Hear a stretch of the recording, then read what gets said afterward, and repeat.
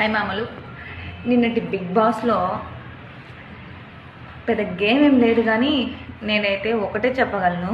Big బాస్కి, సోనియాకి, నిఖిల్కి, పృథ్వీకి, వీళ్ళ ముగ్గురికి కలిపి ఒక రూమ్ ఇచ్చేసేయండి. బిగ్ బాస్ ఎప్పుడు చేతులు రుద్దుడే, ఎప్పుడు హగ్గింగ్స్, ఎప్పుడు ముద్దులు.